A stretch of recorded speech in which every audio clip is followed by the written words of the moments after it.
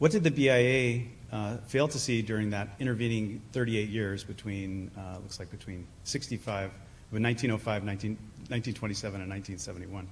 What did they fail to see during those intervening years, and how did the BIA get it so wrong? How can a tribe, as the BIA described it, wither away and then reappear, mobilizing to protect its burial grounds a short number of years later? Where did the tribe go?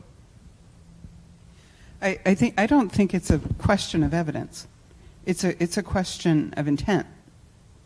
Right? So there are political forces, economic and political forces in the Bay Area and in California that don't want to see a federally recognized tribe here.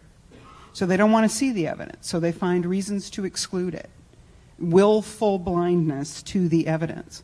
So it's not really about the evidence, which I think we've cataloged very well about the continuity of this community. It's about whether or not the powerful, big money, big development, big political machine in the San Francisco Bay Area can cope with a powerful Indian tribe. And if they could stop that, that was much more convenient for them. And they had the power to do it, and they did. And so it's not really a factual question, right? It's these power networks and pressures that get put on people about, and then the whispering in the hallway, oh yeah, they're really an urban tribe, right? They don't really need land, or they really don't have very good paperwork they didn't have a tribal government with an elected tribal leader in 1940, right? So they find excuses that serve their financial and political interests. And I mean, that's really what's going on. It's a power play. So the notion of having to negotiate, I mean, you know how powerful real estate development interests are in the Bay Area, how valuable our land is, millions of dollars an acre in land value. The notion that you would introduce a new power player into that, a power player of color into that conversation, threatens those powerful interests. And they have the power to stop it. And they stop it on these kinds of technicalities. And I want to add to that, what's more powerful than those interests are the people. So that's what Muwekma's been doing that's been different in the last, I'd say, 5 years, is getting their message out there. And the community has been listening and, again, raising their voices to raise Muwekma's voice. Muwekma really didn't do that before, and I think the politicians really kept all these conversations private. In the past, it would be in the court system or private meetings with congressmen and senators, and the public never knew what was going on. Now the public knows because they're exposing it all. They're bringing light to what's been a thing in the shadows, right? So that's changing. I'll jump in too. I agree. It's not a question of evidence. The evidence was there. The evidence was before the Department of Interior, their Office of Federal Acknowledgement. There was evidence of the, as Professor Fields mentioned, the Ohlone Family Consulting Services that provided employment to tribal members up through the present. The BIA acknowledged that the tribe was recognized by external sources. That's criterion A from 1982 to the present. So there's sort of the criteria they look at three aspects. One is external identification, two is a social interaction, and three, political interaction or political exercise of political authority. So at least one of those criteria they found the tribe existed with respect in that time period. There was evidence that the tribe existed with respect to social activity and the exercise of political authority as well. They just rejected it. And I think improperly so, and not in a manner consistent with the regulations. It was there. They just chose not to acknowledge it as a dispositive. I actually want to go back to the last question you asked me about Dr. Christine Gobrowski's report.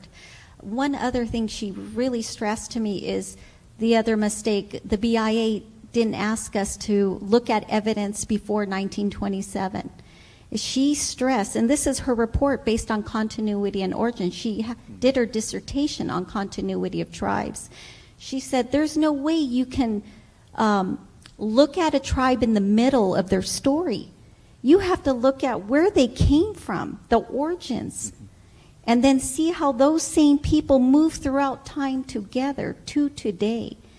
But they only asked, when the tribe petitioned, we're not going to look at anything before 1927 or 1985 or 82, I believe, right, Les? So she said, there's no way you can do that.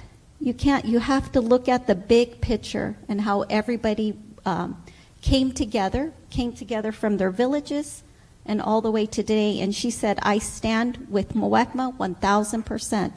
Muwekma is truly a tribe, a community, a social, political community that has survived the genocide in California. You guys were able to stay together without a land base, miraculously without a land base. You guys survived. Yeah, I mean, it's not uncommon. Maybe people are not totally aware of this, but many times tribes are named through an administrative fiat. They'll just identify a tribe with a name that means absolutely nothing to the people who live there.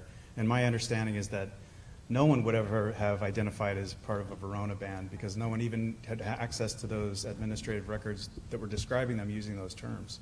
So it is a small detail, but a big deal. Another question for Colin and the panel as well is, looking back at the federal case in which Muwekma argues that its right to equal protection under the laws was violated, explain to us how the judge arrived at his eventual decision, and why did the judge agree with the BIA's post hoc rationalizations by the federal dealings rationale to deny Muwekma? That's a complicated question, but yeah, essentially in that explanation that I described, they referred to.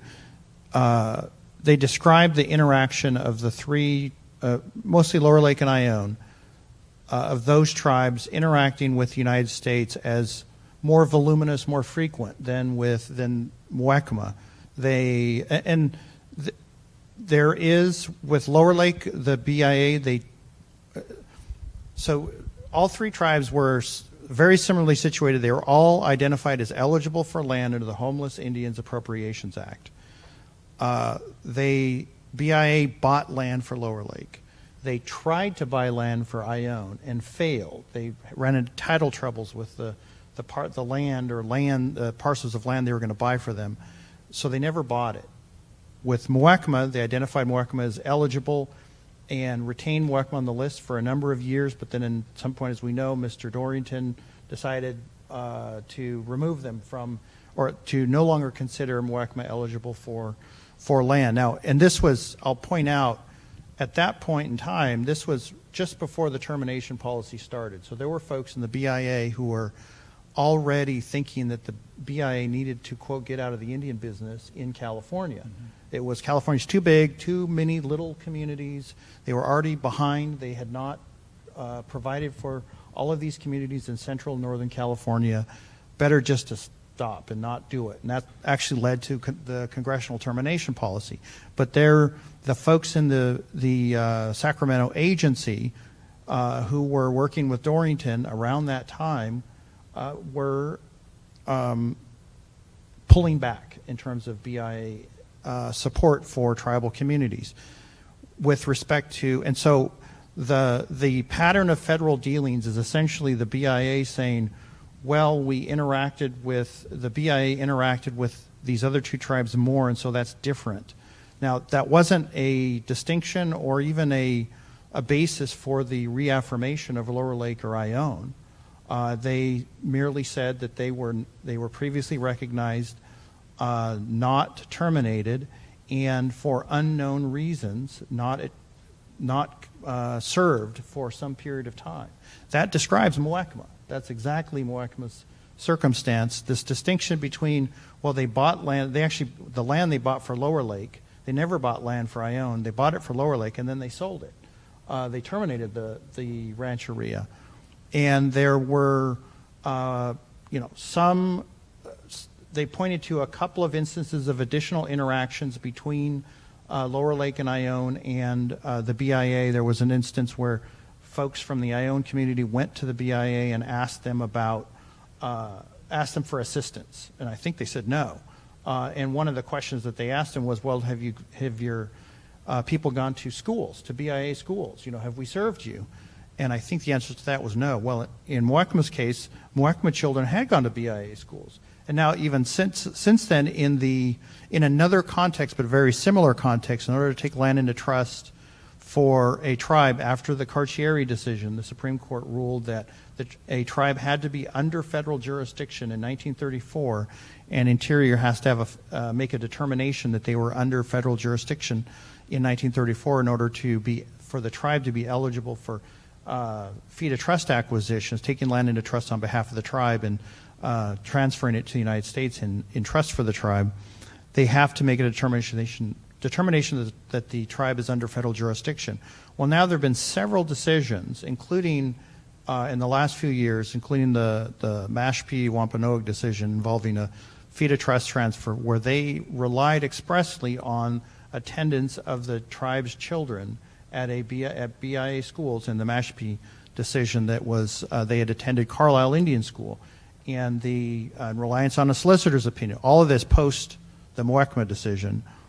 They point out that the boarding school policy was a very comprehensive, extensive, important policy of the United States government to assimilate Indian children, and they established these boarding schools for Indian children and took charge of the children. And they concluded that was the exercise of jurisdiction not only over the children but over the tribe. So the Bureau's position in the recognition decision from Muwekma is flatly contrary to the reasoning of these fee to trust decisions and these under federal jurisdiction determinations. That's a problem for the reasoning of their decision. So does that push Muwekma's federal recognition or being under jurisdiction up to 1947 when their children went to Indian boarding schools, theoretically? Yeah. So the gap narrows in terms of them trying to have to prove continuity between point of last recognition and 1965. So now the gap is between 1947 and 1965. It's a very small window. Except there's an enrollment that occurs in the 50s with the Indian Claims Commission. So then you've got the 50s too. So then every decade there's a substantiation. They were enrolled in the 60s as well under the California Judgment Act. Yeah, I think the Bureau's decision not to recognize or not to treat enrollment of Muwekma's children, and they've done this in other recognition decisions in California.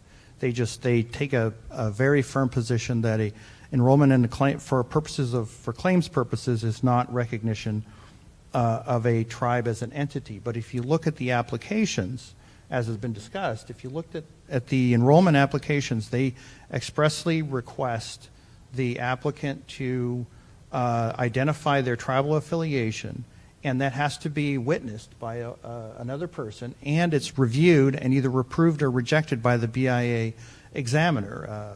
And there were applications rejected. There were people from out of state. There were people they were rejected because of questions about the tribal affiliation response.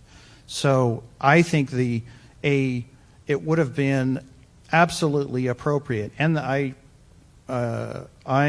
argue the correct resolution to say that is the BIA not only recognizing the tribe as a tribal entity because it's enrolling its members under the California Judgment Act, but there's associated evidence of the families organizing in order to witness for one another and become eligible under the statute.